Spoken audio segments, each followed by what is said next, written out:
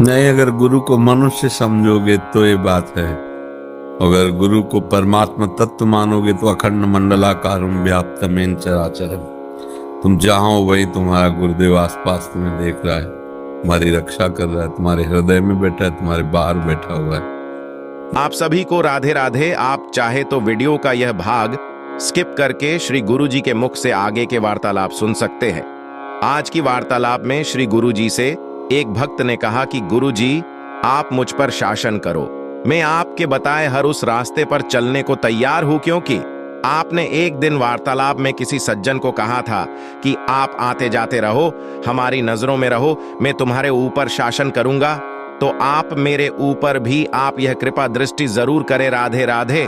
गुरु को मनुष्य समझोगे तो मनुष्य एक देशी होता है और वो फिर रक्षा नहीं कर पाएगा।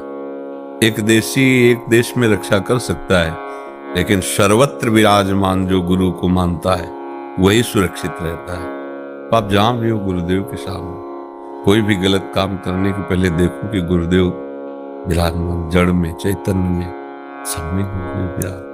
तभी तो वास्तविक गुरुदेव का आप पूजन कर रहे हैं, गुरुदेव की आप महिमा को जान रहे। नहीं तो फिर गुरुदेव कमरे में बैठे एक देशी है तो बात नहीं बनेगी। अखंड मंडलाकारम व्याप्तमेन चराचरम तत्पदम दर्शतमेन तस्मै श्री गुरुवे नमः। और कुछ बातें बच्चा ऐसी होती है कि जो सामने वाले के अनुसार उत्तर दिया जाता है, वो सबके लिए नहीं हो सकता। अब जैसे मेडिकल स्टोर में दवाइयां आई हैं, लेकिन डॉक्टर एक ही बुखार है लेकिन अलग अलग पावर की दवाई देगा, अलग अलग। अब कह दो वो टेबलेट सूख दिया, हमको भी तो नहीं है, उसके मन के अनुसार चलो, अपने नहीं। ऐसे मानो किसी उपासक को देख रहे हैं, उस समय अंदर स्फुरना हो रही, ऐसा ही इसको उपदेश देना है। अब वो सार्वजनिक नहीं होगा, केवल उस व्यक्ति की अवस्था स्थिति के कारण उसको उपदेश दिया जाता है। ये बात सब जैसे हम तो मान लो प्रश्नकर्ता की स्थिति देखकर कहते हैं जरूरी नहीं कि आप तिलक लगाइए, जरूरी नहीं कि आप कंठी बांधिए। अगर परिवार में विरोध होता है, झगड़ा होता है, मत कीजिए, राधा राधा बोलिए। अब ये सिद्धांत तो नहीं हो गया ना, ये पर्सनल उसके लिए उपदेश, उसकी परिस्थिति के कारण उपदेश है। ऐसे कई उपदेश होते हैं जो परिस्थिति के कारण उसके लिए केवल होते हैं, सार्वजनिक नहीं होते। तो ऐसे प्रश्न अगर अपने दिमाग में आए तो उत्तर ले लेना चाहिए। हमें देखना है हमारे योग्य क्या है, हमारे लिए क्या आदेश है। उसके लिए ऐसा आदेश तो ऐसा तो नहीं कि उसके जैसा ही मेरे को आदेश है।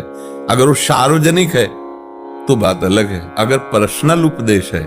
अब यहां सार्वजनिक उत्तर कम, पर्सनल उत्तर होते हैं। जैसे आप प्रश्न कर रहे हैं तो आपकी तरफ देखा, आपकी स्थिति क्या है, आपकी भावना क्या है, उसके अनुसार उत्तर। वहां जो बोलते हो सार्वजनिक बोलते हैं। सत्संग हो रहा है, किसी का प्रश्न है नहीं, वो सार्वजनिक है, सबका बराबर अधिकार है, उसको ग्रहण करो।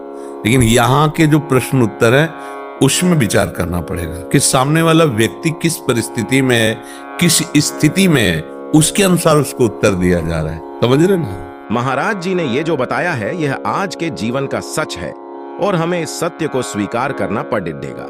अगर आपको यह वीडियो अच्छा लगा हो तो इस वीडियो को लाइक, सब्सक्राइब करें और अपने दोस्तों के साथ जरूर शेयर करें और कमेंट में राधे राधे जरूर लिखें।